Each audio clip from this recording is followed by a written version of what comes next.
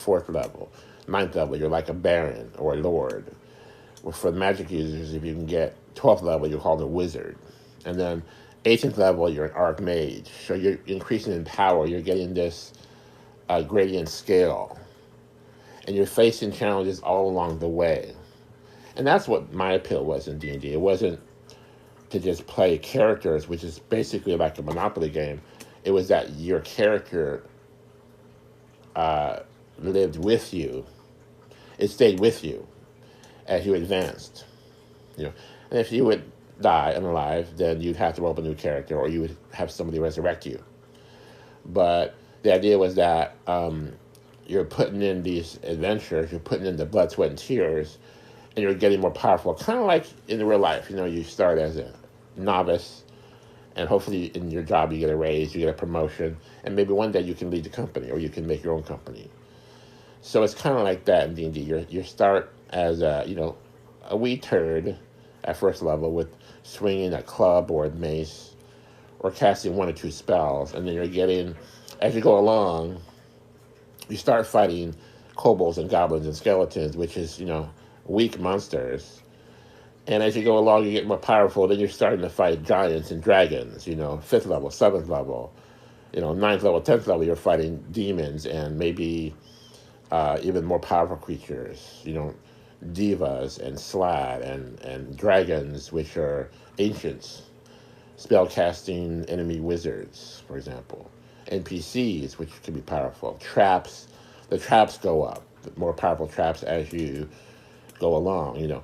First level, you're going to get hit by a poison dart trap that does 1d4 damage. But at 10th level, it's an explosion of poison that does like 10d10 damage. 10 to 100.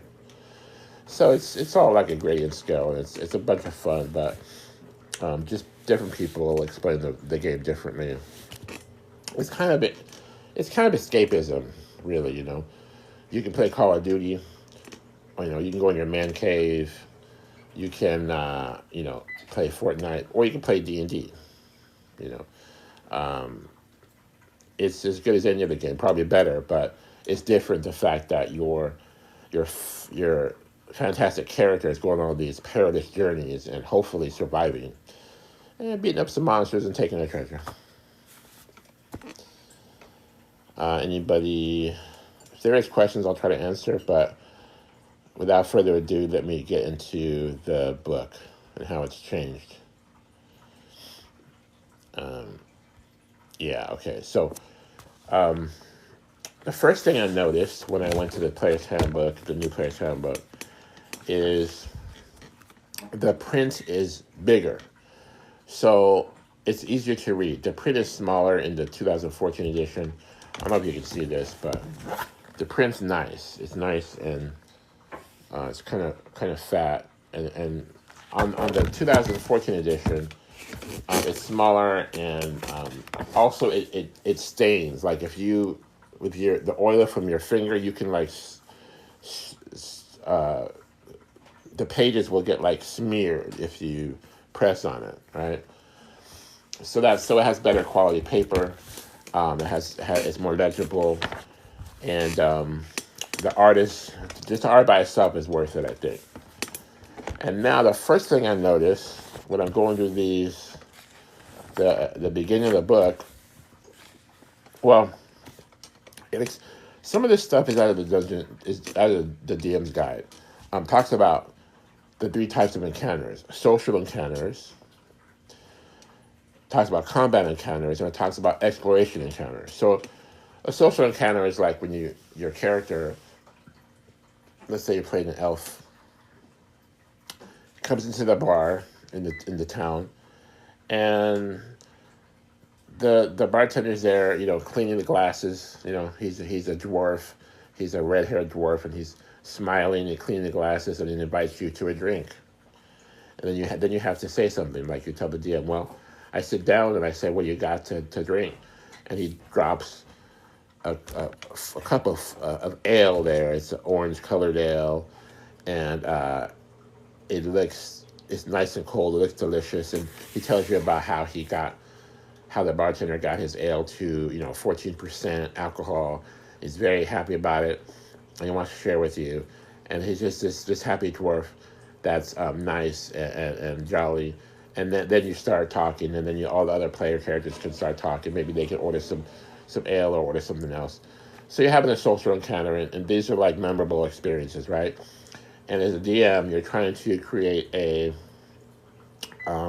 meaningful discussion of being social and seeing if you can maybe give the party some information about maybe the encounter ahead, about the adventure, about the situation they're going to have. So then you get a call from the town elders, for example, and what? Something's afoot. Something's wrong. The town elders call a meeting and talk about the goats that are missing. Talk about the farmers that have gone missing in the last few days. What's happening? Something going on. And then some townsfolk have seen some animals get dragged into the forest at night. Could it be the petrified forest where nobody goes? Do people go there and never come back? So these town elders now are going to hire your party of adventurers, your elf and the other characters there. Human, you can have an orc, you can have a goblin, halfling, gnome. And you're hired to find out where these people are going, to investigate, ideally to quell the evil and to save the town. And then if you can do that, you become the hero and you get some kind of reward at the end, a treasure, a magic item. And you'll be going to go into that forest and fight some monsters, probably run into some traps. And hopefully you'll survive, throw some dice. Oh, by the way, a big part of D&D is luck, is the luck of the dice. I have here, hang on.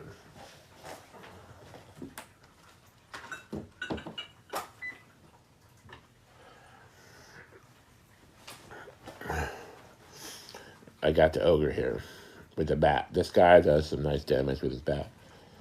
All right, so I didn't say it, but a part of the game is luck of the dice.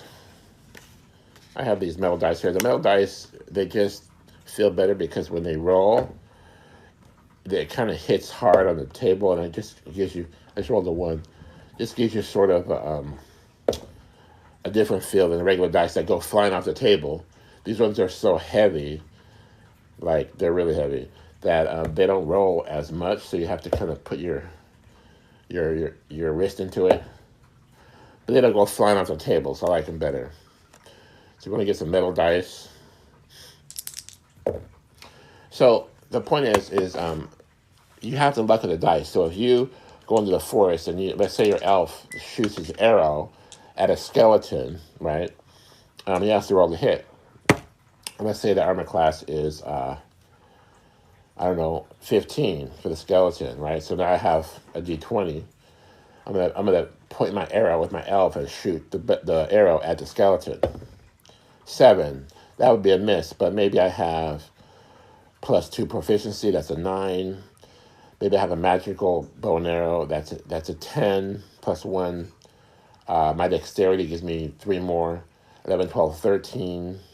Not quite enough, really, but close. If I can get roll a 15 total, that'll hit the skeleton and I can do damage. I can probably destroy it.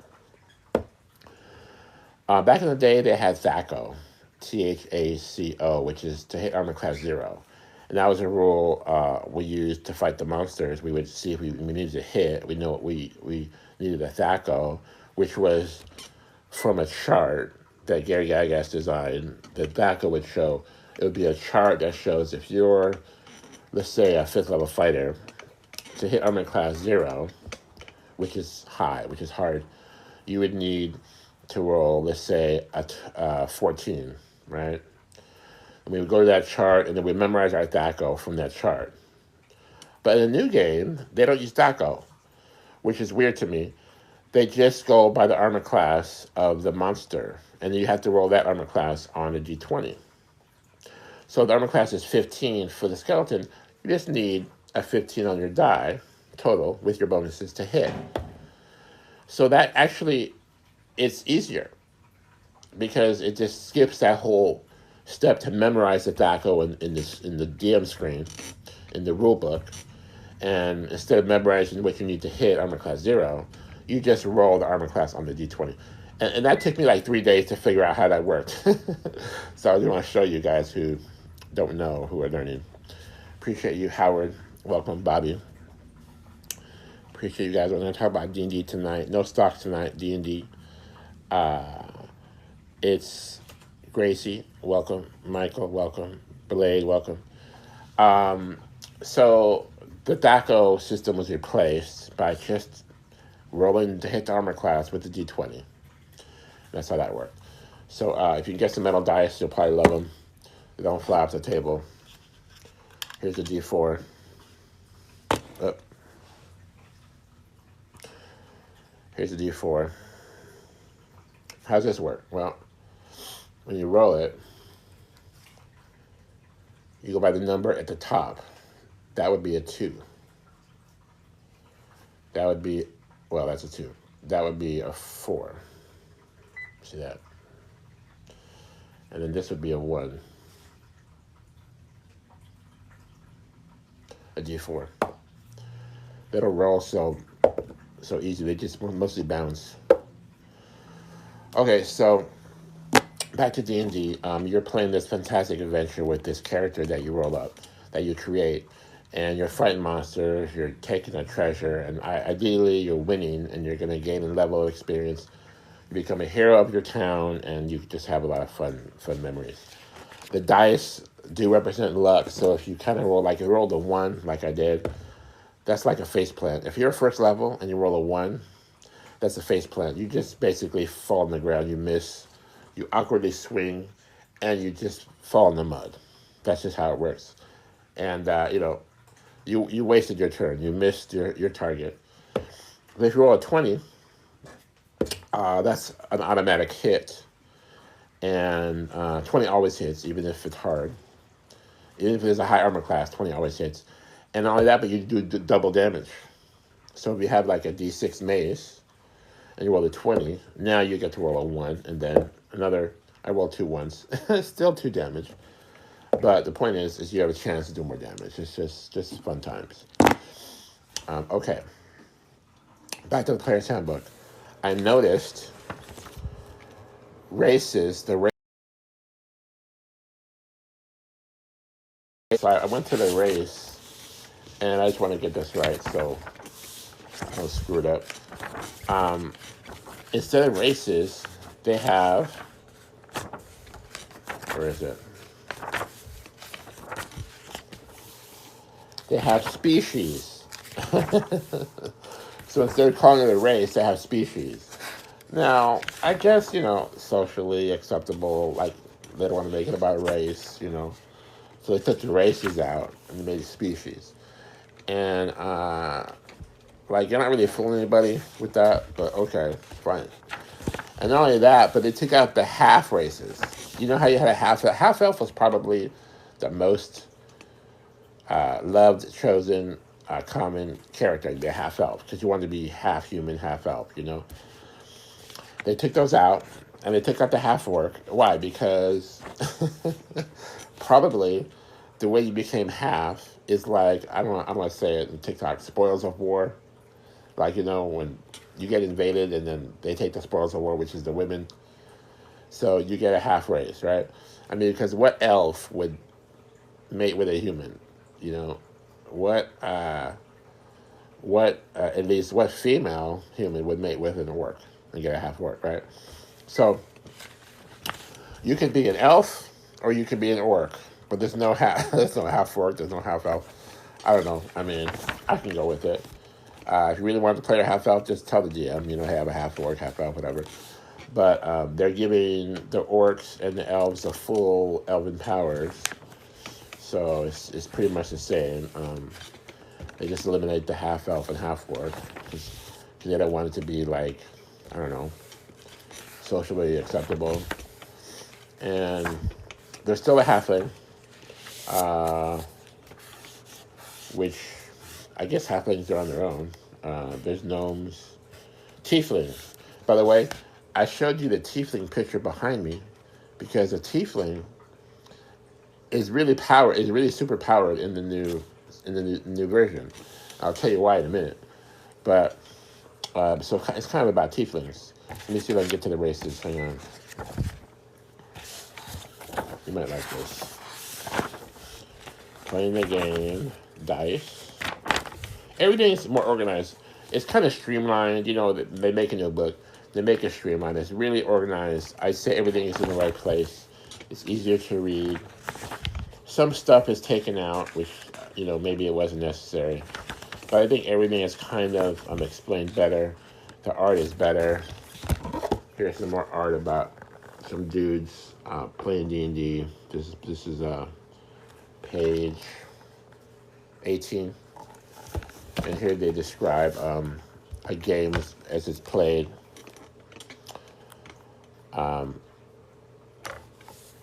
Oh, by the way, the size of the book. This is sort of big. It's thicker. It's a thicker book. There's 384 pages in the new book.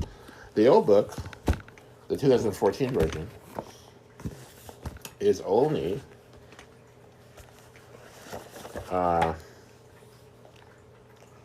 316 pages. So it's an additional 60 pages. And I think the 60 pages, a lot of it is feats, because there's a hell of a lot of feats in here. There's like 100 feats. Okay.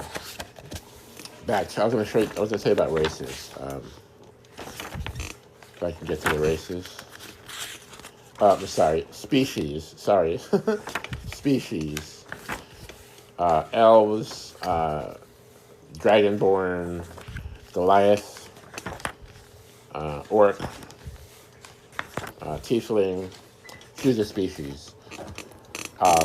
Azimir, which are like angels, whatever. Dragonborn, dwarf, elf, gnome, Goliath, halfling, human, orc, and tiefling. So those are pretty much the same, but they take out the race and they take out the half races. And I was reading the Dragonborn, and you wouldn't believe what they did to the Dragonborn. See if I can find it.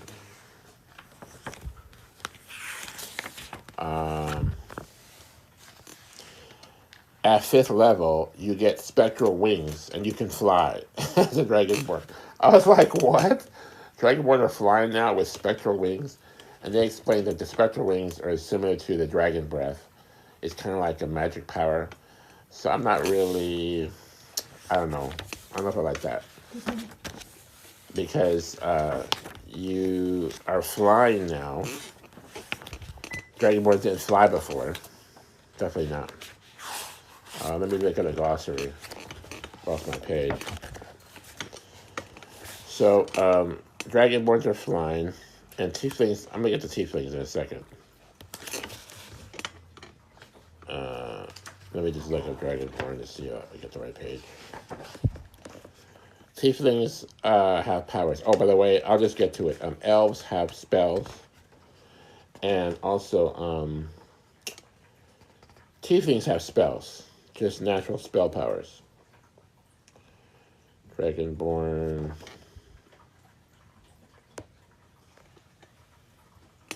Draconic ancestry. Dragonborn 187. Okay, so 187. Okay, here's the races. The races start about 186. Species descriptions, okay. Dragonborn. Draconic flight. When you reach character level 5, you can channel draconic magic to give yourself temporary flight as a bonus action.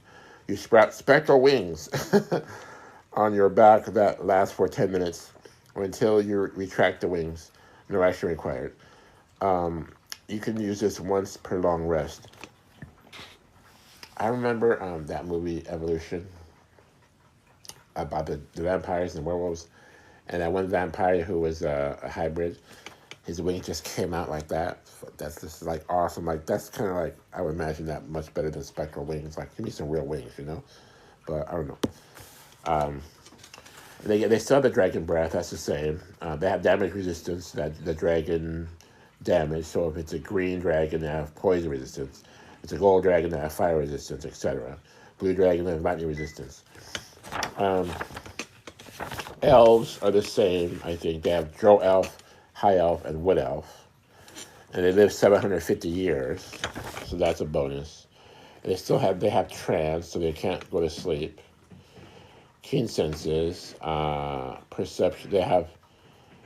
You have if proficiency in the insight, perception, or survival skill. That's different. And the Fey ancestry, advantage on saving those to avoid charmed condition. You still have that. But look at this. Look at these elf traits. If you're a drow, at 3rd level you cast Fairy Fire. At 5th level you cast Darkness, which is kind of awesome. Both those spells. If you're a high elf, at 3rd level you cast Detect Magic. At 5th level you cast Misty Step, which is also awesome. Wood elf, at 3rd level you cast Longstrider. And 5th level you cast Pass Without Trace. So you're casting spells naturally without having to be a wizard or a bard. Gnomes are pretty much the same. They don't have spells. Should I just jump to tieflings? Oh, let me just talk about orcs because the orcs is is the orc a little different? Orc the same.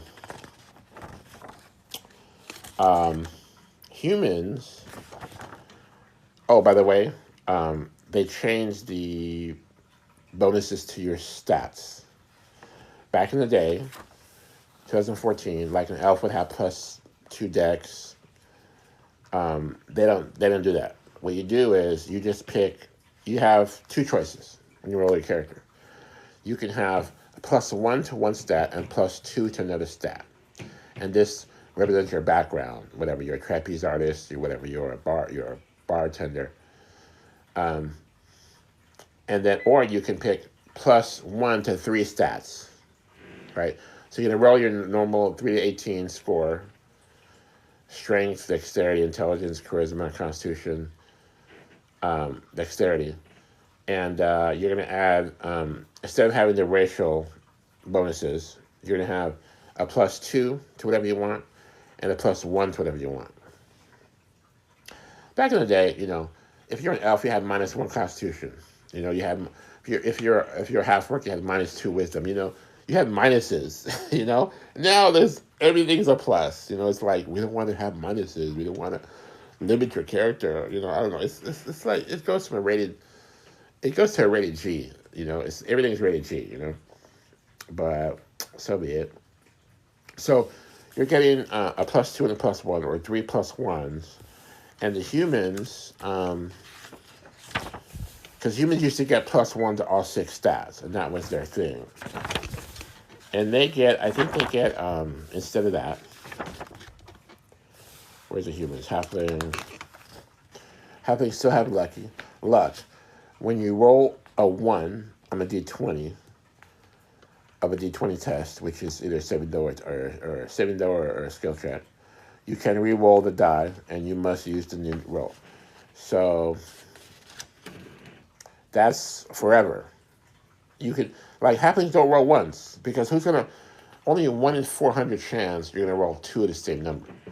So halflings do not roll once. That one I just rolled, that face plant, that won't happen to halfling because they're lucky. So that's kind of cool. Orc, I want to read the orc. Ready?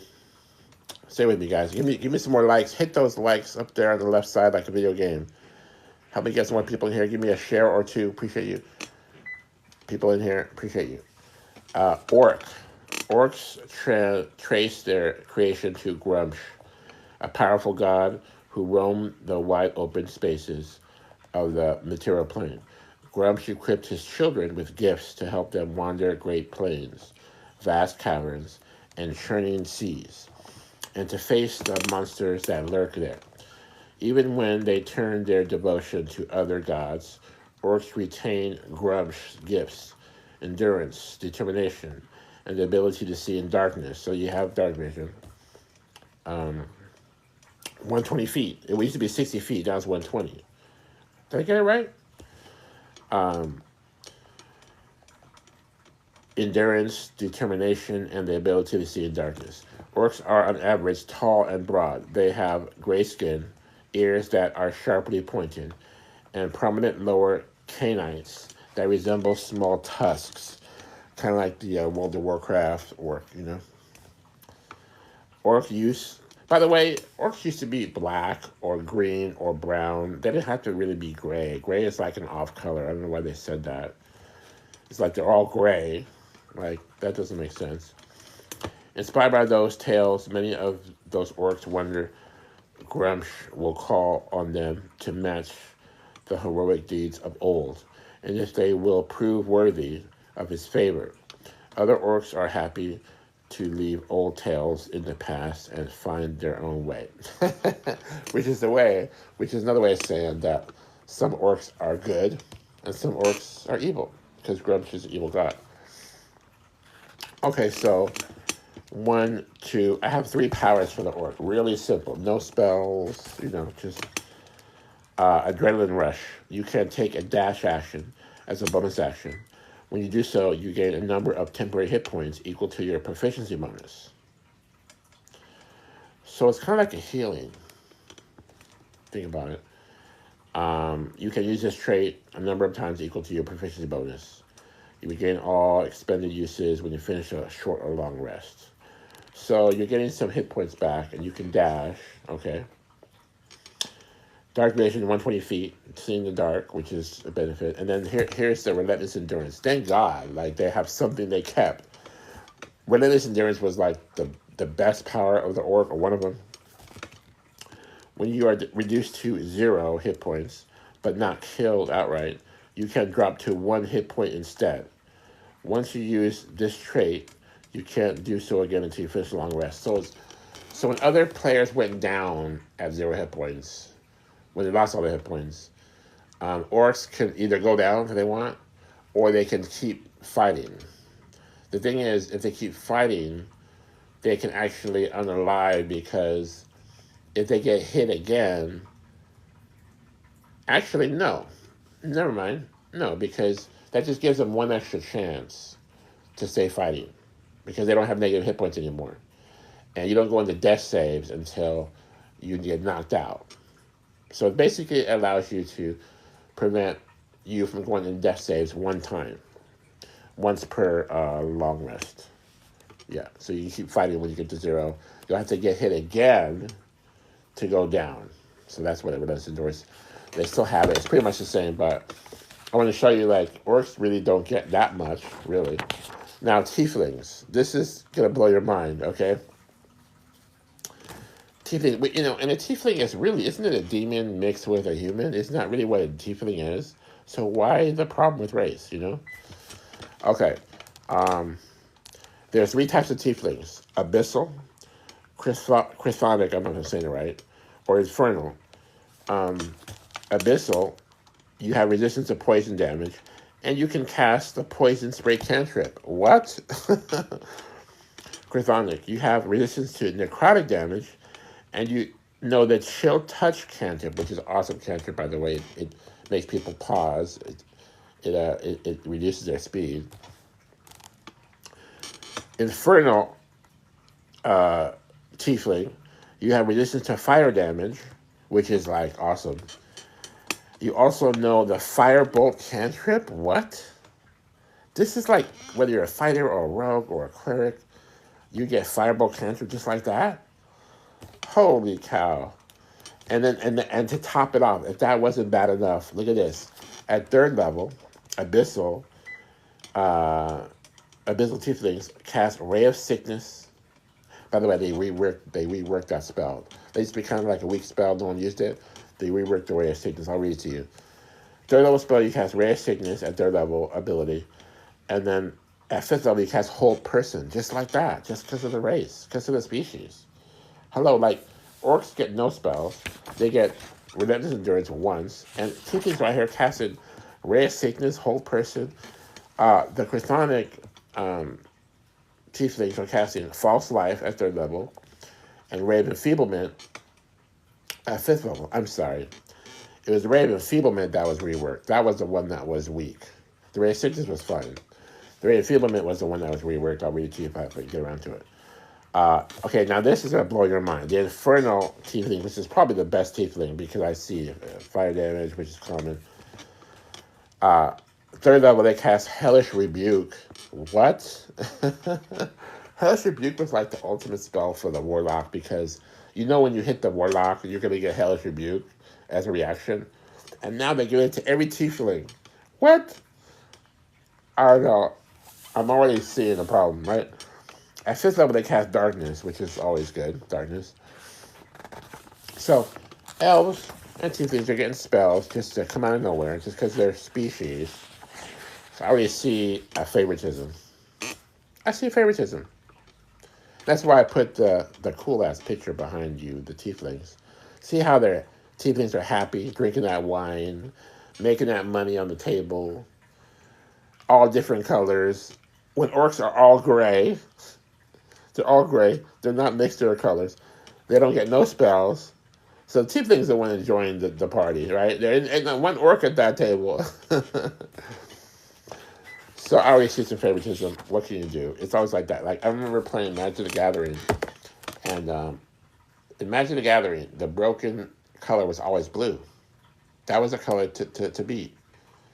Because green was basic, white was basic, red was whatever, black was kind of cool, but blue was the superpower color.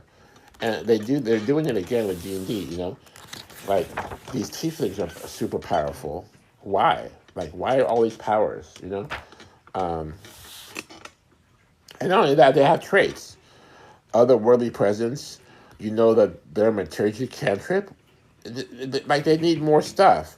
Phoenix Legacy, you are recipient of the legacy that grants you supernatural abilities. Choose a legacy from the Phoenix Legacies table. You gain the level 1 benefit of the chosen legacy. Yeah, you choose Abyssal, Chthonic, or Infernal. You have Dark Vision, 60 feet. Okay, orcs have one thing that's better than Tiefling. The Dark Vision is 120 feet, whereas the Tiefling Dark Vision is 60 feet. Wow. You know, like, okay, that's something. You know, I'm just here bitching. You guys have any questions? I'm going to this player's handbook. There's some new spells. I can read you some of the new spells. Like, so, it is worth it to get it for the new spells. It's worth it to get it for the new art. It's worth it to get it just so you can be, you know, in the new player of the month. But in general, the game is the same, right? You don't need it. It's totally luxury. You definitely don't need it. But if you want to play the new version, something I was going through the classes. For example, the wizard class, the subclasses, they have Abjurer, which gives you the defensive magic. Diviner, which gives you the portent dice, which is awesome. They have the Evoker, which gives you damage on elemental spells. They have the Illusionist, which gives you illusions. They sort of cut out the other 4. There's 8 magic schools. They only have 4 in the Player's Handbook, in the 2024 Player's Handbook. So they kind of streamlined it. They just have the Evoker, Illusionist, Diviner, and Abjurer. They cut out the Necrotic, the Transmutation, the Conjuring, and the Enchanter. So they cut out 4, which probably means that they're going to put the other 4 in the next book, you know, to make more money off of us, to just sell us more shit, right? So all the classes are like that. They're kind of streamlined, they're kind of basic, and then they're going to probably put more subclasses in the next Player's Handbook. That's how I see it. A lot of everything is the same, like Warlocks have the same number of spells, Magic users have the same number of spells, but there are new spells.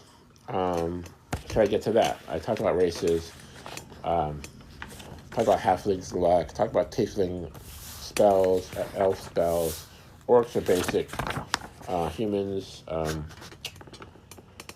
human, resourceful. You gain heroic inspiration whenever you finish a long rest. Okay, so they're giving humans inspiration. Okay, inspiration means that you roll a d20. Whenever you fail a roll, let's say you fail a saving throw or an attack roll, you can re-roll a d20 and replace the roll. And the new roll has to stand. So if you roll a 1, say you roll face plant, you fall, whatever, you can use inspiration to roll a d20. So it's kind of like luck, right? But it's better because you can re-roll any die you make. Not just if you roll a 1, like for the halfling luck. But this is problematic because the rule still applies that if you have inspiration, it's also given by the DM if you do something cool. If your character is like, oh, I'm going to buy the bartender a drink and I'm going to sing him a song. Here we go. Yankee Doodle Dandy, da da da da da. And then, people laugh and whatever. You entertained us all and you're going to get an inspiration for that. You're going to get a re-roll. It's a gift from the DM. It's called inspiration. It's just something cool you do. And you can only have one. So if humans get it, my point is, if humans get it as a race, species, and you get it again as a trait. I mean, if you get it again as an action in the game because you're being rewarded by the DM for doing something cool, you'll have 2. So obviously that's problematic because you can't have 2. So I don't know what to do. Maybe for humans they're going to have to make the rule that they can have 2 inspirations. But otherwise, it's a waste because they get it and they can't get another one. Or can they? So something to talk about your DM with. Moving on to, well, I'm just going to tell you, feats are, there's like, 1, 2, there's like 3 pages of feats in here. Everybody wants to get a feat. And then, I mean, just the list of feats is 3 pages.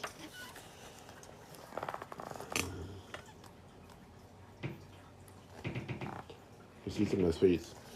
A lot of them. And I guess, and that's probably why there's 60 more pages because of all these feats. Way more than the Player's Handbook 2014. Healer, Lucky, Crafter, Musician, Savage Attacker. You trained to deal particularly damaging strikes. Once per turn, when you hit a target with a weapon, you can roll the weapon's damage dice twice and use either roll against the target. So they took the savage attack from half-orcs, and they gave it as a feat. So anybody can do it. Why am I dismayed? Okay, so we have 60 pages of feats. If you have any questions, I appreciate you just for hanging out with me, guys. Give me some more likes. I'm going to do the new Player's Handbook. It's kind of cool. I like it. I think it's worth the $50. But I'm not too sure about the elves and tieflings. Overpowered, I'd say. I see problems already. Spells. Okay, so some spells are reworked. I can get to this and we'll probably wrap up pretty soon. I noticed that there's more spells in here. There's some extra spells. For example, Sorceress Burst. Cantrip. Let me get to it. You know how Warlocks had the Eldritch Blast, which does a D10 and you can divide it once you get 5th level, 11th level, which was a cool cantrip to have. They still have that, but now Sorcerers have a cantrip, which is cool, called Sorceress Burst. Let me read it to you. It's kind of powerful. You're going to probably see this a lot in your games. Sorceress Burst. Oh, by the way, I looked at the spell list. They still have Simulacrum for wizards and Clone for wizards. Wizards only. Oh, by the way, when you look at the spells, why they're better is because they put, on each spell they put who can cast it. Sleep, wizard, sorcerer, bard. They tell you on each spell, which was annoying because in the 2014 book, it didn't say if a bard can cast at warlock, you have to go through each list and find out. So they're going to tell you who can cast a spell on each one, which is awesome if you're a DM or if you're a spellcaster, because you want to know that. Simulacrum, wizard only. Clone, wizard only, right?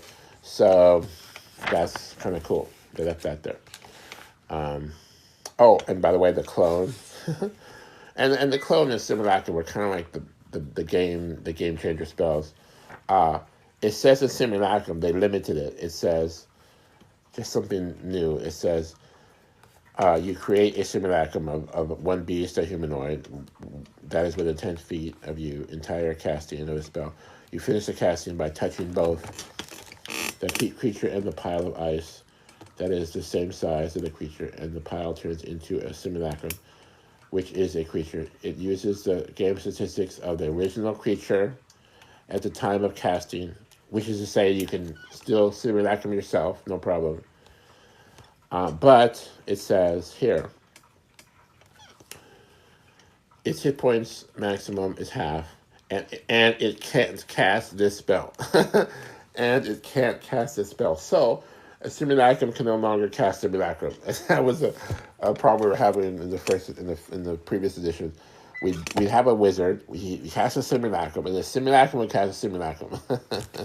So we have all kinds of economy happening. So they took that out. Okay, fine, it was broken. Just something I just noticed. Stupid, but okay. Back on Sorcerer's Burst. Sorcerer's Burst. Let me find it. Where the hell is it?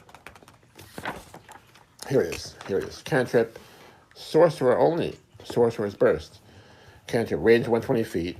Component VS. Duration instantaneous.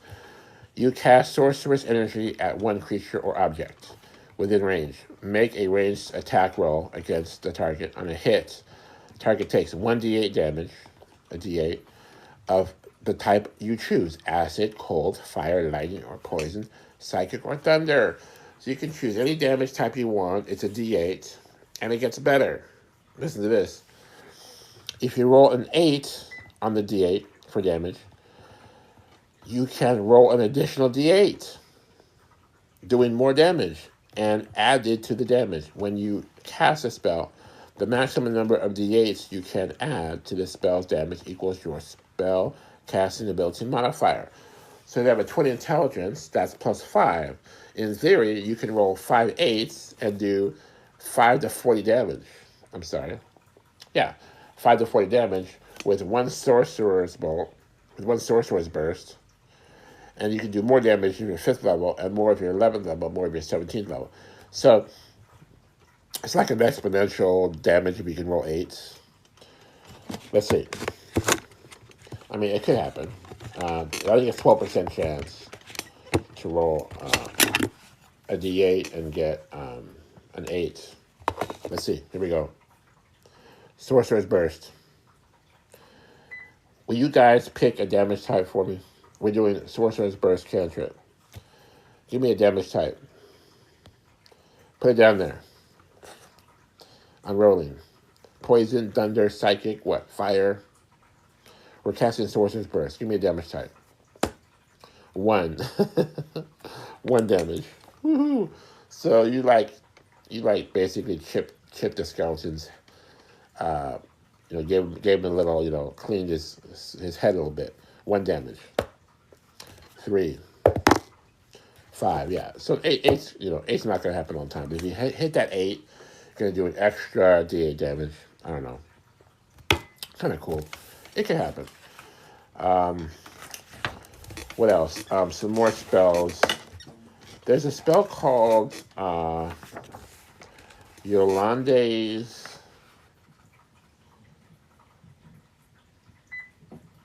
What is it? Yolande's Presence. Let's see. Just go to the end.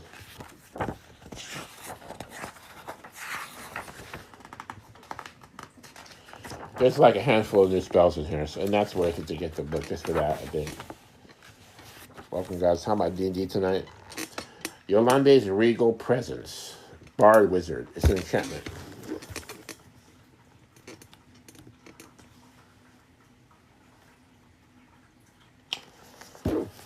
If I'm just regal presence, here we go. 5th level spell. So you can cast it at 9th level. Range self, VSM, concentration 1 minute. You surround yourself with unearthly majesty in a 10-foot animation. Whenever the animation enters the space of a creature you can see, or whenever a creature you can see enters the animation or ends its turn there, you can force that creature to make a wisdom saving throw. On a failed save, the target takes 4d6 psychic damage. Hello. And has a prone condition, which means they fall over. And you can push it up to 10 feet away.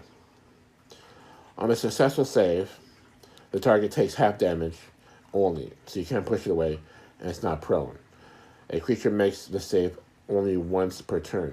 So basically, you have a wizard or a bard, and you have a 5th level spell, which is kind of a high level, but it's kind of cool because you're doing 46 psychic damage, anybody that's attacking you or next to you per round, and you're forcing them to fall over or get pushed away to miss their save. If they make their save, they're taking 2d6, half damage. So it's kind of like a heads-up spell if you're going to go heads-up. And I can see it could be really used for like a fighter, wizard, multi-class, or like a drawer wizard, which is going to go heads-up. Because you're literally taking psychic damage every turn and get knocked over. So that's kind of cool. And it lasts 1 minute, so 10 rounds. So it's worth preparation, I think. Okay, Witch Bolt. Witch Bolt has been reworked. It used to be pretty weak because it used to, let me just read it. First level evocation, sorcerer, warlock, wizard. It tells you right away who can cast it. 60 feet, VSM, concentration 1 minute. A beam of crackling energy lances toward a creature within range, forming a sustained arc of light between you and the target. That's the same. Make a ranged spell attack roll against it. On a hit, the target takes 2d12 lightning damage. So it does double damage. Before it did 1d12. Now it does 2d12, okay? And then on each of your subsequent turns, you can take a bonus action and deal additional d12 damage, lightning damage, to the target automatically, even if the first attack missed. So once you hit or miss for a 2d12 on the first round, you're going to keep doing another d12 every round. It takes concentration, 1 minute, so 10 rounds in a row. Even if you miss, you can still keep the damage going. The spell ends if the target is ever outside the spell's range, which almost never happens, right? They gotta run away or whatever. Or if it has total cover from you, total cover, which is like they hide behind a wall or hide behind a table. Using the high-level spell slot, the initial damage increases by a d12 for each spell slot above 1. So you're upcasting. You're upcasting the spell, it's a said. But before, if you miss, the spell would end. And in here, it just keeps going. So that's why it's much better. So Witch Bolt is probably worth casting. Have fun with it. What else? I wrote down Font of Moonlight. Druid. Let's look at Font of Moonlight for the Druid. Druid has a new spell. Take a look at it. I think it's worth casting. I love the damage spells because it kind of brings that combat factor into it. I'm a combat DM. I'm always going to be putting you in combat. Death saves, Stone giants, throwing boulders, I rolled a 20, that's 60 damage. Sorry, you only have 50 hit points. You go down, make your first death save. That's what I'm all about. So these damage spells I like a lot. And there's one damage spell I'm going to show you that's reworked. Let me show you this Font of the Moon, Font of Moonlight. I think it's 4th level.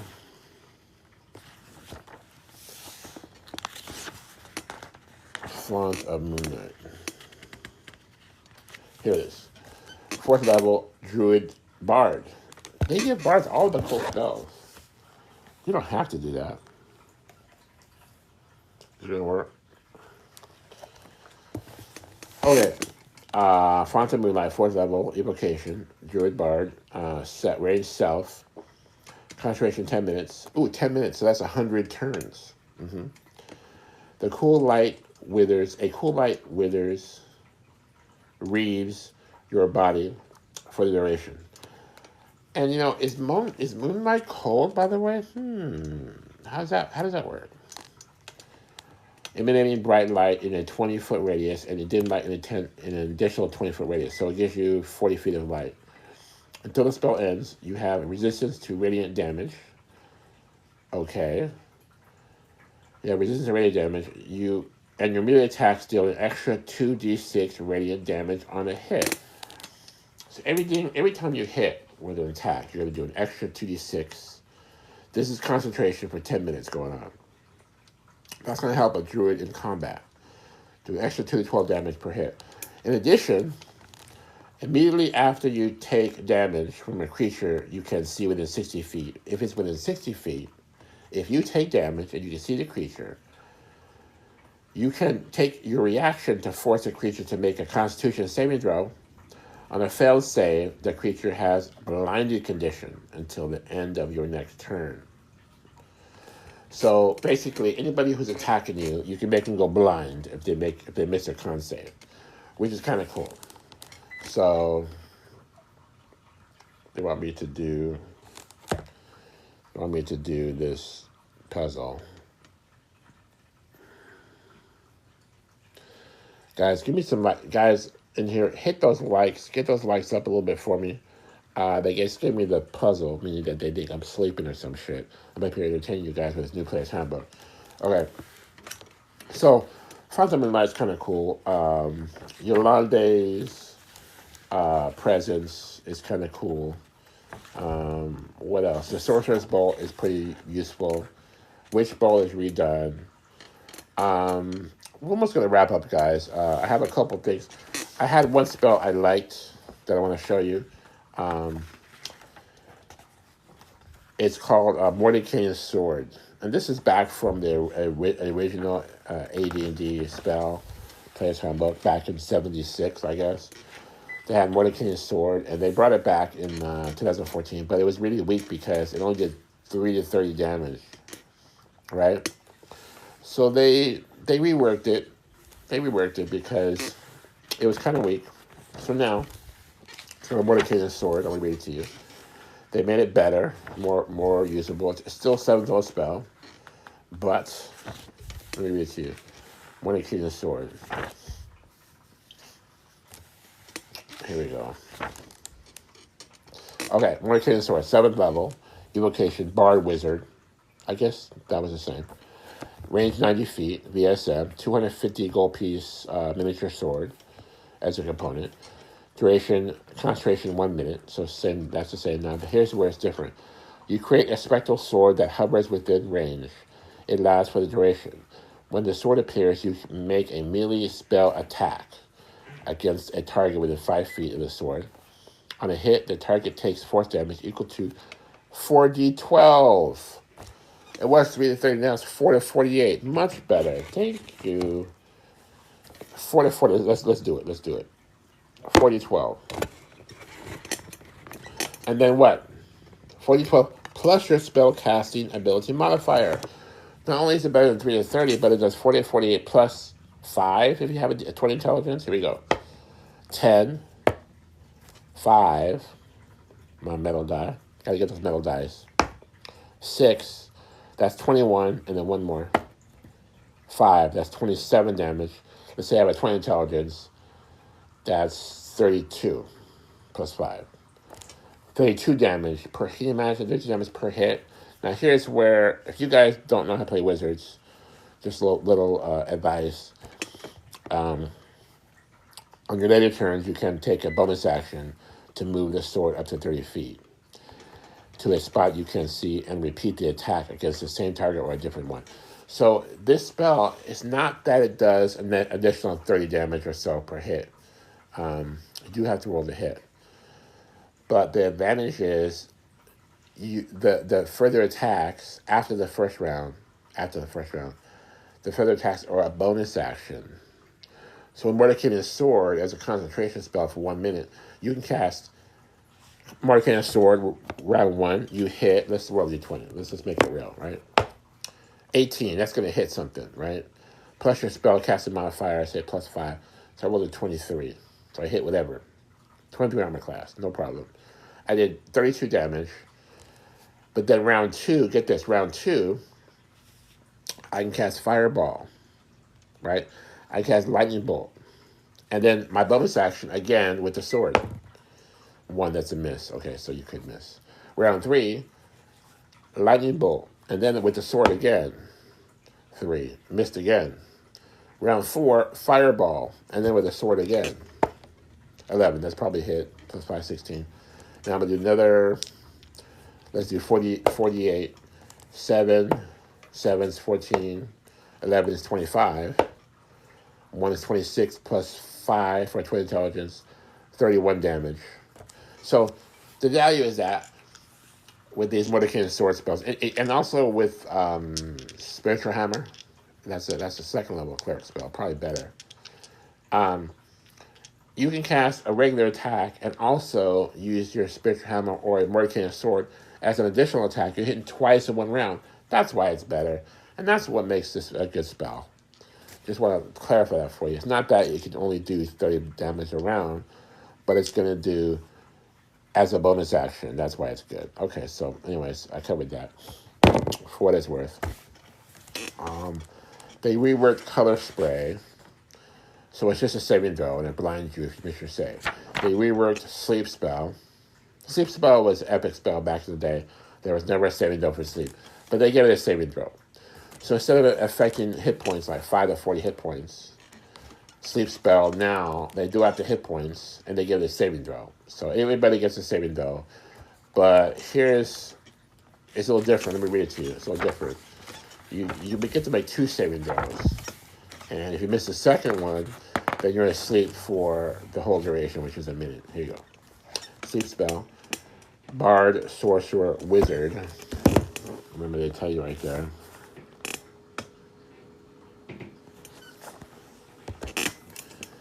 Casting time, action, range, 60 feet, VSM, concentration 1 minute.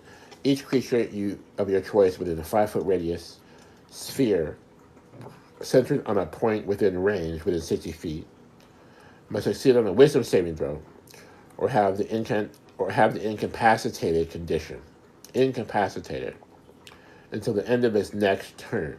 So it has to make a wisdom saving throw immediately, or be incapacitated, at which point it must repeat the save.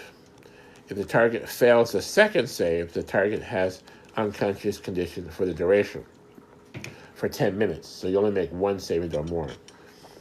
The spell ends on the target if it takes damage, or somebody within 5 feet takes an action to shake it out of the spell's effect. So again, doesn't go to hit points, you get a saving throw, but a wisdom save. The first one will knock you out until the end of the next turn, and then you make another save. If you miss that one, it's going to go. You're going to be incapacitated for a whole minute. But if you make that save, you're going to wake up. So it's kind of worse, but it's easier. I guess it's more streamlined. It can affect any amount of hit points, which is better in that way. So I don't know. Give take. Any questions before we wrap? You guys, I appreciate you.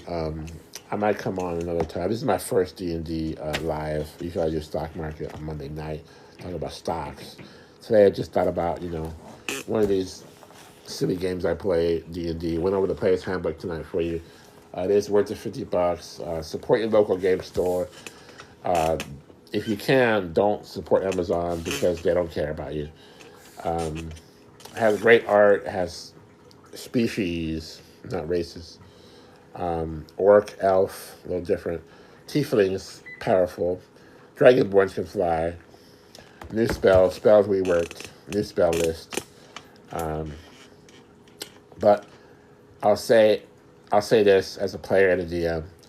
Of all the new editions of D&D and all the decades that have come and gone playing the game, the heart of the adventure and the faith in the imagination has not diminished.